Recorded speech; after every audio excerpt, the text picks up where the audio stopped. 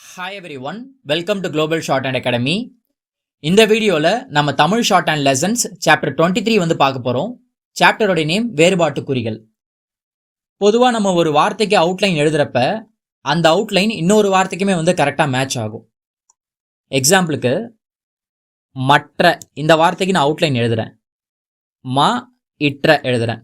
இது வந்து மாற்ற இதுக்குமே கரெக்டாக மேட்ச் ஆகும், மாற்று இதுக்குமே கரெக்டாக மேட்ச் ஆகும்.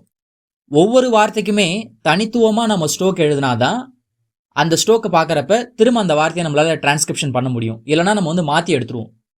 ஆப்வியஸ்லி நம்ம வந்து சென்டென்ஸை பார்த்து கரெக்டாக எடுக்கலான்னு வச்சுக்கோங்க. இருந்தாலும் ஸ்ட்ரோக்கை பார்த்த உடனே இந்த ஸ்ட்ரோக் இந்த வார்த்தை தான் அப்படின்னு எடுக்கிறதுக்கு வந்து பார்த்தீங்கன்னா தனித்துவமான ஸ்ட்ரோக் இருக்க வேண்டியது இம்பார்ட்டன்ட்டு. இப்படி ஒரே ஸ்ட்ரோக்கு ரெண்டு வார்த்தைகளுக்கு இருக்கிறப்ப இதில் எழுதுகிற உயிரெழுத்துக்கள் மெய்யெழுத்துக்கள் எழுதுகிற விதத்தை வச்சு தான் நம்ம வந்து டிஃப்ரென்ஸ் வந்து காட்டணும். ஓகே, இப்போ மற்ற இது எப்படி எழுதுவாங்கன்னா இந்த இடத்துல புள்ளி வைப்பாங்க.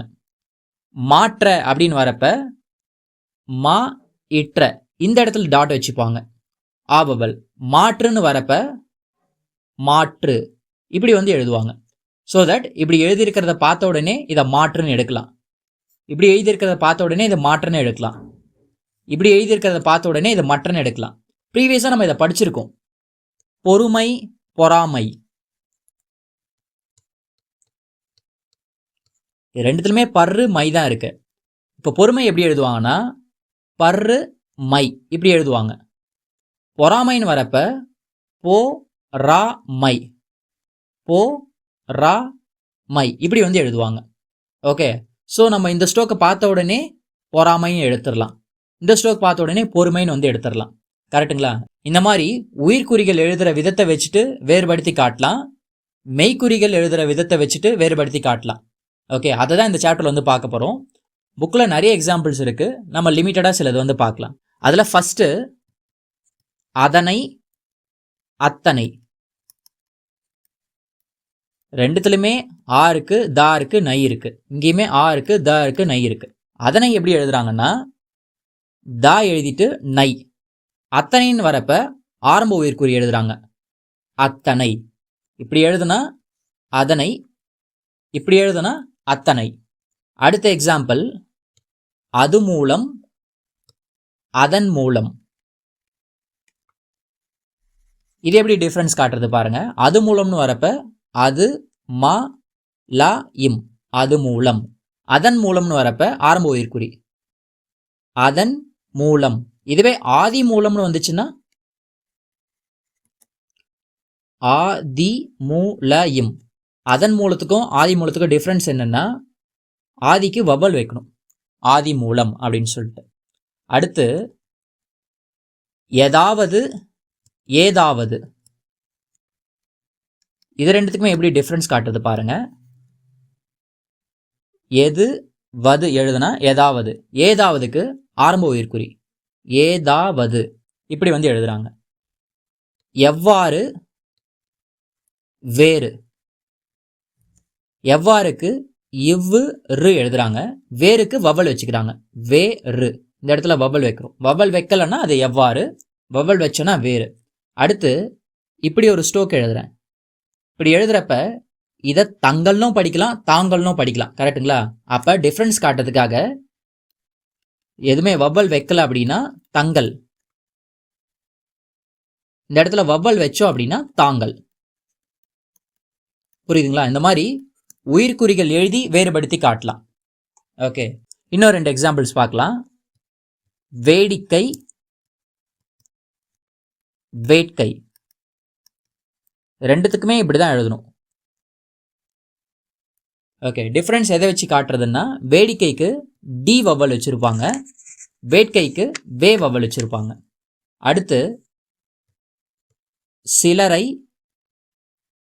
சில்லறை, இதை எப்படி எழுதியிருக்காங்க பாருங்க. சில்லறை அப்படின்னு வரப்ப சில்லு ரை, சிலரைன்னு வரப்ப சிலரை. ஓகே, உயிர்குறிகள் வேறுபடுத்தி எழுதியிருக்கிறத பார்த்துருக்கோம். இப்போ மெய்க்குறிகள் வேறுபடுத்தி எழுதுறத பார்க்கலாம். பறவை பார்வை ரெண்டுத்துலுமே பா இர் இவ் இதுதான் இருக்கு. கரெக்டுங்களா? பறவைன்றத இப்படி எழுதியிருப்பாங்க, பறவை. பார்வைன்றத பர்வை, இப்படி டிஃபரன்ஸ் காமிச்சு எழுதியிருப்பாங்க. அடுத்து நிலப்பரப்பு, நிலப்பிரபு. நிலப்பரப்புக்கு நல்லு பரப்பு, நிலப்பிரபுக்கு நல்லு பர்பு, நிலப்பிரபு. அடுத்து நடவடிக்கை, நடவு. இதுக்கு எப்படி டிஃப்ரென்ஸ் காட்டுறாங்க பாருங்க. நடவடிக்கைன்றது நட வட இவ்வளோ மட்டும் தான் எழுதியிருப்பாங்க. நடவு அப்படின்றதுக்கு நட ஊ ஸ்ட்ரோக் வந்து ஃபுல்லாக எழுதியிருப்பாங்க, நடவு. அடுத்து விட்டீர்கள், விட்டார்கள். இது எப்படி டிஃப்ரென்ஸ் காட்டுது பாருங்க. விட்டீர்கள்ன்றது வி சின்னதாக எழுதிட்டு டீர்கள், விட்டார்கள் வரப்ப வி அப்படியே டபுள் பண்ணிட்டு கல், விட்டீர்கள் விட்டார்கள். அடுத்து பாதுகாக்க, பாதிக்க. இது எப்படி டிஃப்ரென்ஸ் காமிச்சு எழுதியிருக்காங்க பாருங்க.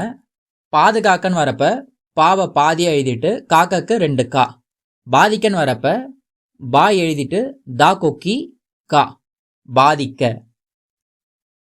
அடுத்து பார்த்தீர், பார்த்தார். இது ரெண்டுமே எப்படி டிஃப்ரென்ஸ் காட்டுறது பாருங்க. பார்த்தீர்னு வரப்ப பர்ரு தர்ரு, பார்த்தார்னு வரப்ப பர்ரை எழுதிட்டு அப்படியே டபுள் பண்ணி கொக்கி, பார்த்தார். ஓகேங்களா? இப்படி உயிர்குறிகள் வேறுபடுத்தியும் மெய்க்குறிகள் வேறுபடுத்தியும் 2 ஒரே மாதிரி இருக்கிற ஸ்ட்ரோக்ஸை பிரித்து எழுதி காட்டலாம்.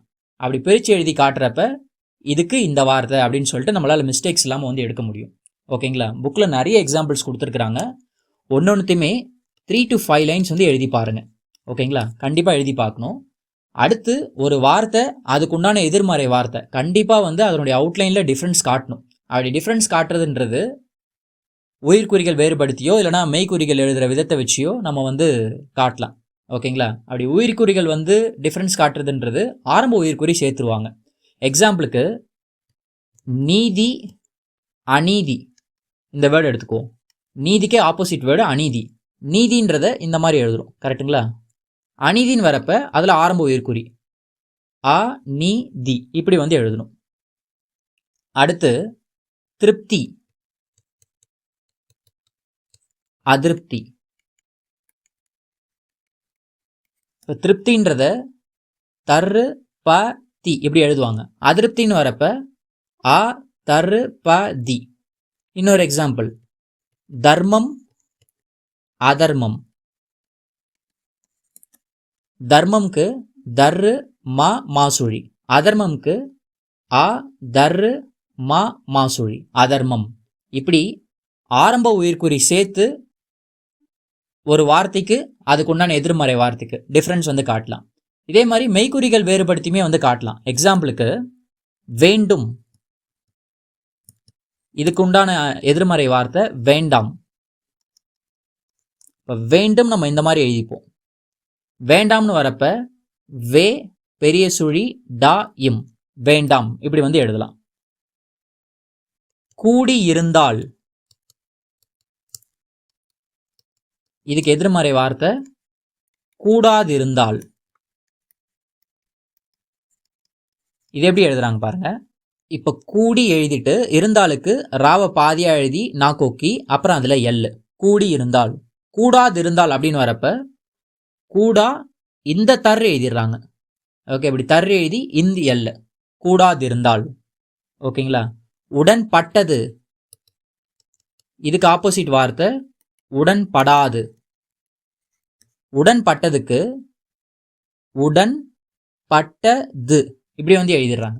உடன்படாதுன்னு வரப்ப உடன் படாது இப்படி ஃபுல்லா எழுதுறாங்க. இங்க பட்டதுல பாவ பாதியா எழுதி அதை பட்ட அப்படின்னு சொல்லிட்டு படிச்சுட்டாங்க. இங்க படாதுன்னு சொல்லிட்டு வரப்ப பா டா ஃபுல்லா வந்து எழுதியிருக்காங்க. இந்த மாதிரி மெய்க்குறிகள் வேறுபடுத்தி நம்ம வந்து டிஃப்ரென்ஸ் வந்து காட்டலாம். ஓகேங்களா? இதுமே வந்து புக்ல நிறைய எக்ஸாம்பிள்ஸ் கொடுத்துருப்பாங்க. அது ஒன்னொன்றுமே 3 to 5 லைன்ஸ் வந்து எழுதுங்க. அடுத்து இந்த கல் எழுதுறதுக்கு நம்ம 4 மெத்தட் யூஸ் பண்ணிட்டு இருக்கோம். ஒன்று வந்து கல், இது எழுதுவோம். ரெண்டாவது கல், கா லா கொக்கி இல்லைனா கா லா கொக்கி, இதை வந்து யூஸ் பண்ணுவோம். மூணாவது சின்னதாக கோடு யூஸ் பண்ணுவோம். நாலாவது லா கொக்கியை யூஸ் பண்ணுவோம் கல்லுக்கு. கரெக்டுங்களா? மாணவர்கள், ஆண்கள், பெண்கள், அந்த கல். ஓகே, பன்மை விகுதி ஆகிய அந்த கல். இப்போ இந்த கல் எங்க யூஸ் பண்றது, இந்த கல் எங்க யூஸ் பண்றது, இந்த கல் எங்க யூஸ் பண்றது, இந்த கல் எங்க யூஸ் பண்றது, அதை தான் நம்ம வந்து பார்க்க போறோம் ஷார்ட்டா. இங்கு வரல அப்படின்னா நம்ம வந்து இந்த கல் யூஸ் பண்ணலாங்க. அது வந்து தனி வார்த்தையா இருக்கலாம், தனி குறிச்சொற்களா இருக்கலாம், சுருக்கங்களா இருக்கலாம். இங்கு வரல அப்படின்னா நம்ம இந்த கல் யூஸ் பண்ணலாம். எக்ஸாம்பிளுக்கு அகதிகள் இப்படி எழுதுறது ஈஸியா இருக்கும். அதிகாரிகள் இப்படி எழுதுறது வந்து ஈஸியா இருக்கும். இது அகதிகள், இது அதிகாரிகள். ஓகேங்களா? இங்கு எங்கெல்லாம் வரலையோ அங்க இந்த கல் நம்ம வந்து யூஸ் பண்ணுவோம். இங்கு வர இடத்துல நம்ம எங்கெல்லாம் பெரிய சுழி யூஸ் பண்றோமோ, ஓகேங்களா, அந்த இடத்துல இந்த கல் யூஸ் பண்ணுவோம். இதுவோ இல்லைனா இதுவோ, எழுதுறதுக்கு எது வாட்டமா இருக்கு அப்படின்னு சொல்லிட்டு. எக்ஸாம்பிளுக்கு நிறங்கள், இதுல இங்க எழுதுறதுக்கு நம்ம சுழி தான் எழுதுவோம். நிறங்கள், நீ ர இங்கள். அடுத்து இல்லங்கள்,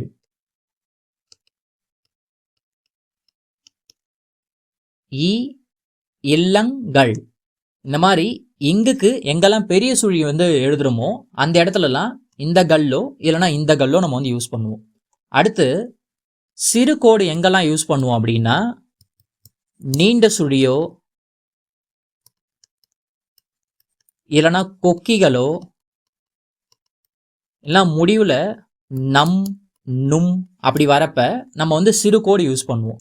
எக்ஸாம்பிளுக்கு கம்யூனிஸ்ட் இந்த வேர்டு பாருங்க.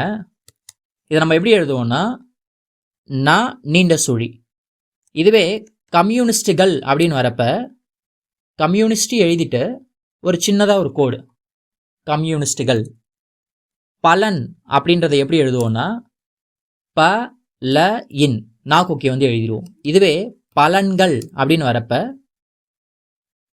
பலன்கள், இந்த மாதிரி ஒரு சின்ன கோடு போட்டுக்குவோம். அடுத்து பானம், இதை நம்ம எப்படி எழுதுவோம்னா ப ந இம், நம் சுழி வந்து எழுதிடுவோம். கரெக்டுங்களா? இதுவே பானங்கள் அப்படின்னு வரப்ப பானம்கள் இப்படி எழுதுறது ஈஸியா இருக்கும். நீண்ட சுழியோ கொக்கியோ இல்லைனா நம் நும் அந்த மாதிரி வர இடத்துல சிறு கோடு கல் எழுதணும் அப்படின்னா ஈஸியா இருக்கும். அடுத்து இந்த லா கொக்கி எங்கெல்லாம் யூஸ் பண்றது அப்படின்றத பார்க்கலாம். இப்போ இங்கு வருது, ஆனா அந்த இடத்துல பெரிய சுழி வந்து எழுத முடியல. ஓகேங்களா? பெரிய சுழி எழுத முடியல, அந்த இடத்துல லா கொக்கி வந்து யூஸ் பண்ணலாம். அடுத்து தனிக்குறிச்சொற்கள், சுருக்கங்கள் அந்த இடத்துலையுமே வந்து யூஸ் பண்ணலாம். மெயினா வர்று இல்லு கீழ் நோக்கி எழுதுறது, ஓகே, அந்த இடத்துலலாம் வந்து பார்த்தீங்கன்னா லா கொக்கி எழுதி அதை கல்லுக்கு வந்து யூஸ் பண்ணிக்கலாம். எக்ஸாம்பிள்ஸ் சிலது வந்து பார்க்கலாம். இப்போ வாசங்கள், இதில் இங்கு இருக்கு, ஆனால் நம்ம வந்து பெரிய சுழி வந்து எழுத மாட்டோம். இங்குக்கு வாசங்கள் எப்படி எழுதுவோம்னா வா ச இங்கு இப்படி தான் எழுதுவோம். அப்போ கல் எழுதுறதுக்கு இதில் ஒரு லா கொக்கி, வாசங்கள். வடிவங்கள், இதுலையுமே வ டி வ இங்கு இப்படி தான் எழுதுறோம், அதனால கல் இப்படி எழுதிடுறோம், வடிவங்கள். ஓகேங்களா? அதிகாரங்கள் தனிக்குறி சொல்லு, அதிகார இப்படி எழுதுவோம், கல், அதிகாரங்கள். அடுத்து பாடுவார்கள்,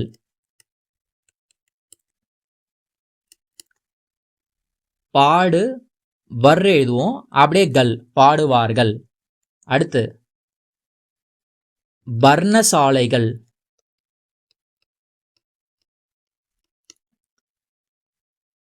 பர்ண சாலை அப்படியே ஒரு கல். ஓகேங்களா? கீழ் நோக்கி எழுதுற லால வந்து இதை யூஸ் பண்றோம். அடுத்து இரட்டிப்புலையுமே வந்து யூஸ் பண்ணுவோம். இப்போ சொல்லி விட்டார்கள், இப்போ நம்ம சொல்லி விட்டார் அப்படின்றத சொல்லி விட்டார் இப்படி எழுதுவோம், அந்த கல் காட்டுறதுக்கு லா கொக்கி, சொல்லி விட்டார்கள். ஓகேங்களா? இப்படி நம்ம வந்து எழுதலாம். இந்த மாதிரி நிறைய மெத்தட் இருக்குது கல் எழுதுறது எப்படின்னு சொல்லிட்டு. இருந்தாலும் நம்மளுக்கு எழுதுறதுக்கு எது வாட்டமாக இருக்கோ அதை யூஸ் பண்ணிக்கணும். ஓகேங்களா? இந்த சாப்டர் இதோட முடியுது. ப்ராக்டிஸ் பண்ணுறதுக்கு பயிற்சி 71, 72 கொடுத்துருக்குறாங்க.